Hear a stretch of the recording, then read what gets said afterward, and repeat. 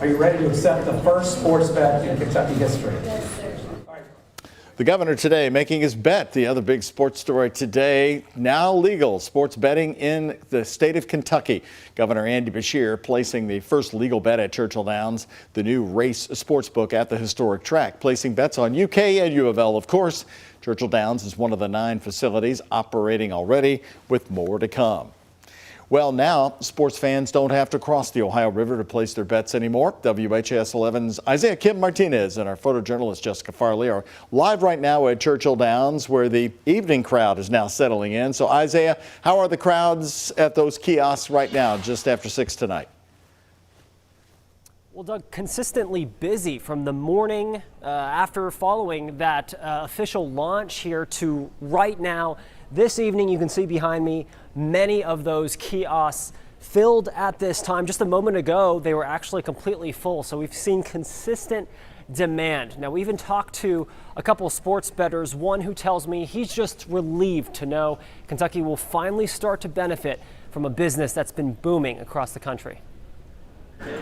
Over in the Louisville game of 54.5. With game picks at his fingertips. Copied the governor's bet, $10 to win 85. Drew Diener and so many others in Kentucky finally getting to cash in and cash out. I'm coming out to this track since I'm, in grade school, and so yeah, it does feel like we're kind of back to, in real society. Diener, a talk show host at ESPN Louisville, understands as well as anyone the sports lovers who live within the state. And now, the historic place where gambling on horse racing has existed for more than 100 years has expanded its options. I've wanted to not have to drive across river to Indiana to bet for a long time. Thank you very much for coming. Kentucky's governor on site. Andy Beshear projecting $23 million in annual tax revenue from sports betting. Is the $23 million a little bit of an under-promise, over-deliver? Because it seems like a lot of experts believe it's going to be a lot more. Well, certainly every expectation across the United States has typically been exceeded, whether that is what was bet on the Super Bowl this last year, which was a record. So I expect we will see more revenue than that. The governor has said the majority of the tax dollars will go toward the state pension system, but didn't specify how it'll be divvied up. Meanwhile, Louisville Mayor Craig Greenberg thrilled with the expected boost to the local economy. When you think about people that are coming here to visit that are doing this, they're spending so much more in our city. It's great for hotels, it's great for restaurants, it's great for all of the other bourbon attractions that people are going to visit. And if this line of sports fans is any indicator, Exactly what you're used to doing. the demand could only grow from here.